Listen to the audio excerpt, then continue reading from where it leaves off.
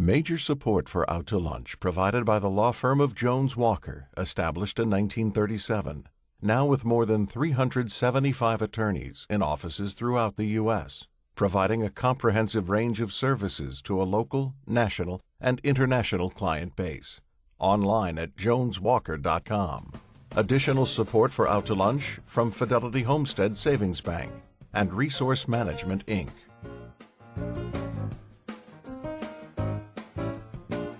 From Commander's Palace Restaurant in the Garden District in New Orleans, we're Out to Lunch with Peter Raschuti. Peter Raschuti is Tulane University's A.B. Freeman School of Business professor and economist. It's business, New Orleans style. Hi, I'm Peter Raschuti. Once a week, I have lunch at Commander's Palace and invite guests from the world of New Orleans business to join me. There's probably an NPR manual somewhere about how to make a radio show, but we've never seen it. And I'm sure there's a tried and true method of how to book guests, which combination of people works best. But we do it the New Orleans way. We find people we'd like to have lunch with and then come up with some sort of brilliant justification to build a show around them. Today, we've come up with the most brilliant justification of all time. My guests have something very unusual in common. Michelle Seiler Tucker is the author of a book called How to Sell Your Business for More Than It's Worth. My other guest is the founder and principal of a company called Worth More Realty. What are the chances of more than it's worth meeting worth more? It's only on Out to Lunch. Michelle Seiler Tucker, Tracy Moore, welcome to Commander's Palace, and thank you for joining me on Out to Lunch today. Thank you. Thank you. Sales are basically the foundation of all businesses. No matter how good your product or service, if you can't sell it, you don't have a business. Michelle and Tracy, you spend all day, every day, focused on aspects of selling. So we have a unique opportunity here today to talk to both of you about this fundamental skill. I'll start with Michelle. You've literally written the book on selling. Your specialty is selling businesses. A lot of what you talk about is not strictly the act of closing a sale, but doing the hard work it takes to build a business so that it is thriving enough to make it attractive to a buyer. One of the elements of that attractiveness is the ability to predict that the business will continue to grow after the buyer buys it. We're used to hearing the standard warning, past performance is no guarantee of future earnings. So we know that we're not strictly buying facts. It seems that when we buy something, anything, we're often buying hope. We hope our purchase will make us richer, happier, look thinner, or whatever. How much of selling in general, in fact, is selling hope? Well, you know, when my clients buy a business, hope is great, but I really want them to buy a business that has a proven track record of years of experience, and in most cases, businesses that I sell, decades of experience. And most of my businesses have solid management teams in place.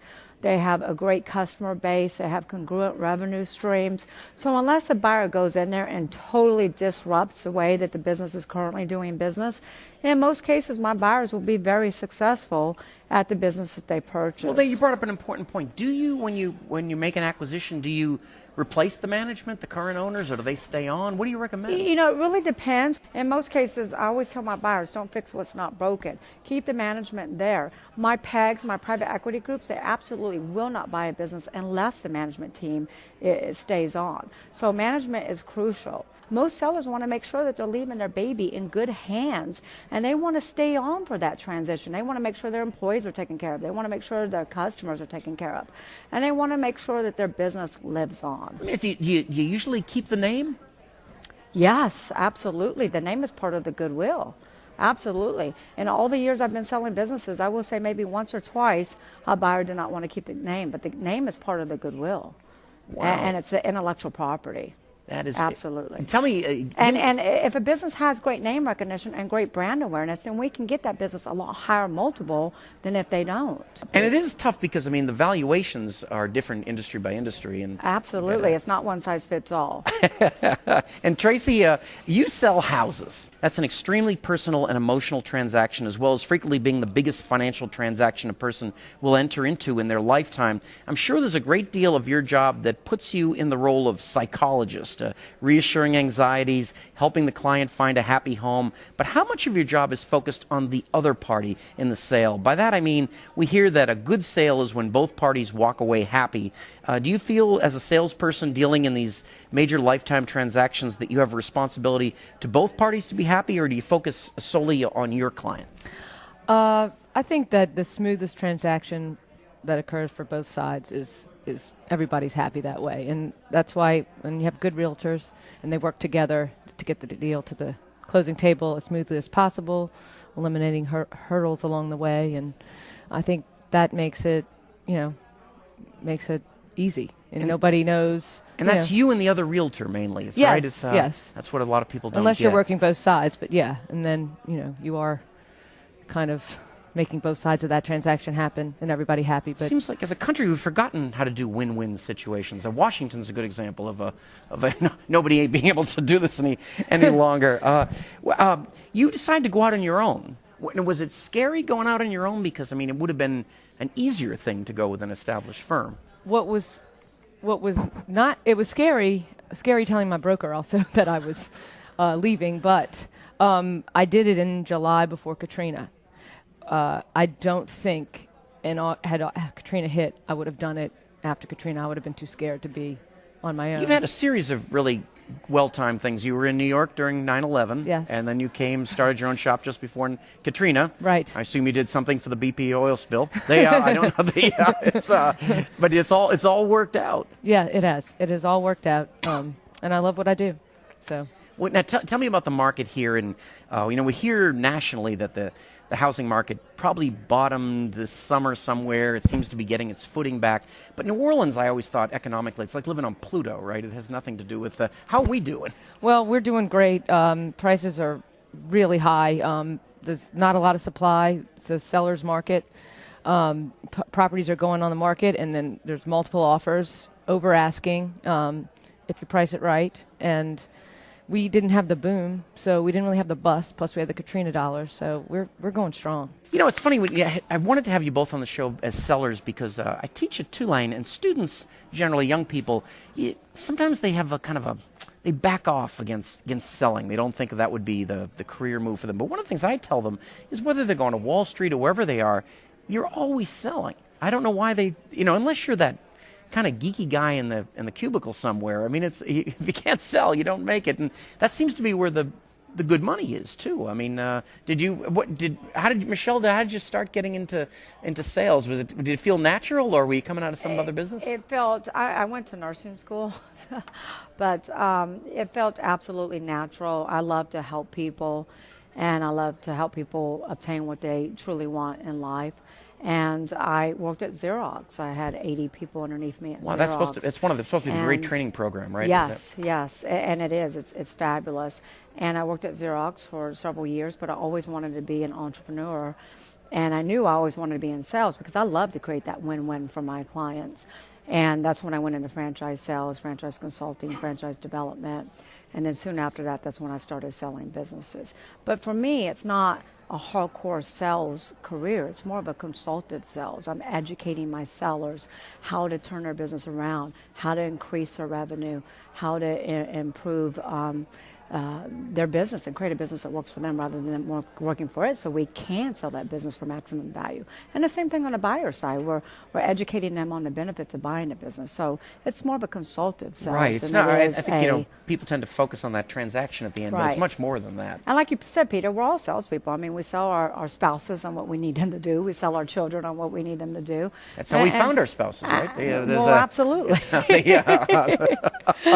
Well, that makes sense. And I'm going to ask you a couple of questions in here that we call it the checklist, but it's questions you probably wouldn't get on a loan application, but it's going to make you more 3D to our listeners. And I'll start out with Michelle on it, and I'm just going to say, if you first of all, how many days of Jazz Fest do you go to every year? If it wasn't for my husband, I would go every single day, but he chooses to only go one day. I love Jazz Fest, and it's probably my favorite festival. Unfortunately, I go one day. Really, but this is all because of your husband, so this can all be worked out. This is all because of my husband, right? All right, okay. Yeah, so I just have to become a better salesperson, right? Yes, that's all. That's really what it is. You've got to sell your husband on Jazz Fest. And what about you? Do you go out? I would go every day if I could. I get the brass pass so that I can come and go easily if I have to show a house, and I don't mind being late. So the parking is the problem with the brass pass. You can't come and go. Park wherever you want. That's right. Yeah. But otherwise, no, I'd go every day if I could, and I'd go as many days as I can. And Tracy, what's your biggest extravagance? Is there something you tend to spend money on that? Clothes, maybe. Yeah? Yeah. You don't have like a 12 Harleys or something like that in the backyard? No, I would buy an International Scout as a car. It's a second car one day. That would be your extravagance. Yeah, but nothing more extravagant than that. Okay. Michelle, now, I know you like to travel. What is your extravagance, though? I would say travel. We just came back from Tahiti, a 2-week trip in Tahiti. Clothes, like Tracy. Also, I pour a lot of money back into my business. We franchised our company, so we now have 50 locations throughout the United States. So my biggest extravagance is probably my business as well. And are you both at the stage where you're still pouring money back into the business? Not so much, just, maintaining, and, I just did a little upgrade to the office with more desks and file cabinets and that kind of thing. But so no, it just mostly marketing costs. And Let me ask you. And I'm not pouring money back into the business Right. because the business is very successful. We're expanding on a Yeah. national level. And let me ask you both. How do you? First thing people ask about selling is, where do you find your clients? How do you do it? I'll start with you, Tracy. Where is it? Advertising? it's after you're doing this for a while and you get good at it, it's referrals is mostly what I get most of my business from, referrals from other previous buyers. So another reason to have a happy, smooth transaction, because then they want to refer you. So you're only as good as your reputation, I guess. Yeah, and your last deal? No. Last deal? No, that's not. But you do have a reputation to You do, uphold, and that's very important. Yeah, it's key.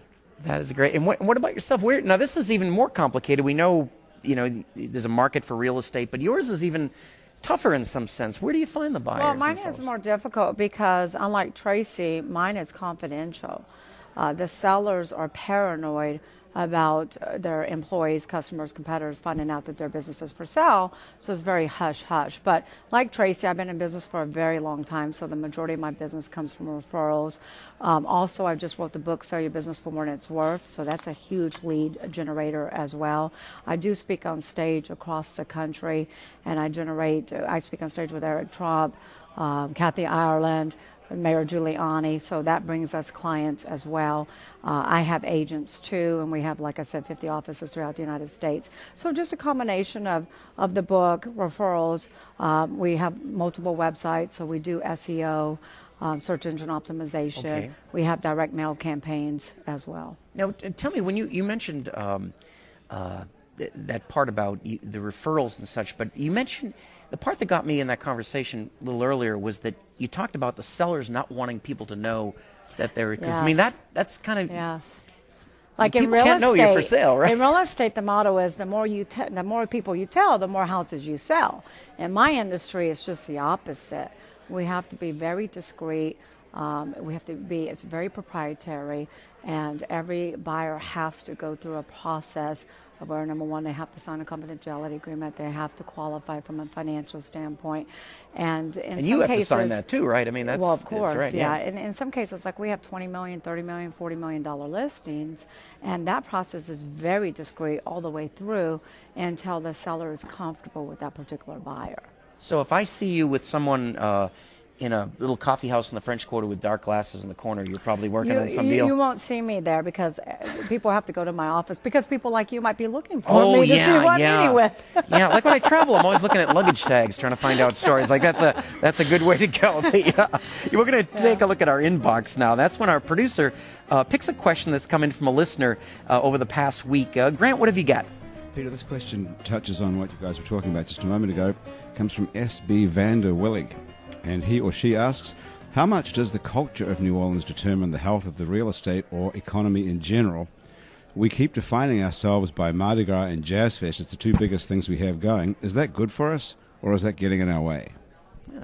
Tracy, you want to start? I think it's all part of the reasons people want to move here. I think they come down here for a visit, and they love it, and they love all the festivals and food and fun, and they want to be a part of that, not just on a yearly, once a year. They want to get an apartment, want to buy a house, want to move here. So keep that going. I think so, lead with your best, absolutely. I mean, so many people come here and they don't want to go home.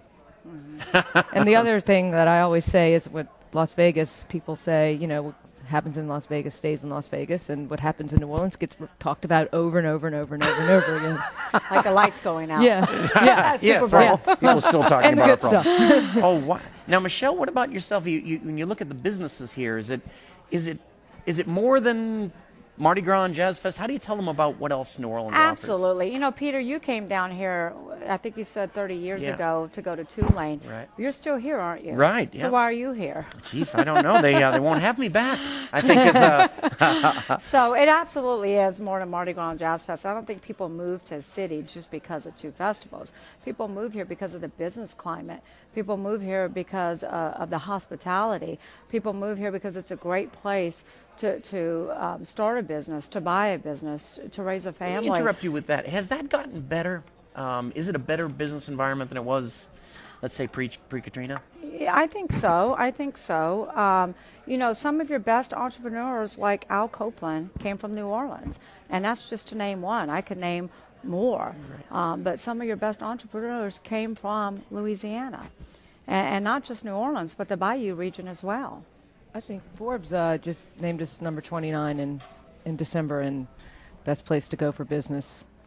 Right, and I guess we're number one in the country for young entrepreneurs. We've got all this brain gain coming in, and so I guess it's people are starting to understand this, I think. Well, and I think the other thing about New Orleans is the people here. That makes you want to come back, makes you want to stay. Yeah. And, you know, if you look at the business climate, I have offices throughout the United States. We have some of the best listings right here in New Orleans, Louisiana. Really? For sale. And there's a reason why we're getting hundreds of buyers every single month from around the country, because they want to come here. Well, you are in the right place at the right time. Absolutely. That's something. I'm glad you. We're going to take a look at our lunch money. Lunch money is our out to lunch stock portfolio. We're building a portfolio of stocks chosen each week by our guests on the show. A couple of things, we list them on the website. We've had some interesting times here. Obviously, the stock market is at an all-time high on the Dow Jones Industrial Average, so things generally are going pretty well. I'll start with Michelle. What stock do you want to put into our portfolio? You know, I've always told people, instead of buying stock, buy a business. Okay. However, I do have a great, terrific financial planner, and one of my top stocks is Coca-Cola. And what do you like about them? You know, first of all, the CEO of Coca-Cola, James Lafferty, gave me a great testimonial for my book, so I like him for that reason. Right, but sure. I'm also drinking Diet Coke as we speak. Oh, yeah, it's all working. You know, there's 5 different levels in the branding chain, and brand absence is where 95% of businesses land, is in brand absence. But Coca-Cola is in brand insistence. I insist to drink a Coca-Cola. Explain the brand absence versus insistence That again. means that people don't know who you are. And so you move from brand absence to brand awareness, to where people are at least aware of you. And then brand preference, where they prefer Coca-Cola over Pepsi. And then brand insistence, where they insist that they drink Coca-Cola. And brand advocacy is where they say, have a Coke.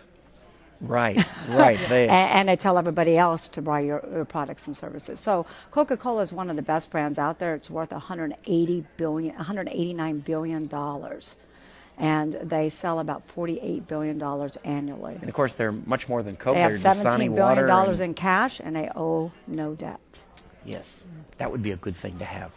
Yes, I'm Absolutely. pretty aware $17 billion in cash is a good thing. And it's one of Warren Buffett's picks, too. It by is. the way. It It's is. one of In his fact, core, when we went out to visit with him, he made us all drink cherry Cokes. That's his big thing. And so that was my first time trying that. And Tracy, you're gonna. We'd asked you want to actually have me pick the stock. Is that how we're gonna? Yes, yeah. We're gonna do that. I'm gonna pick a Louisiana company. I'm gonna pick Clico. Clico is the power company for Central Louisiana and St. Tammany Parish.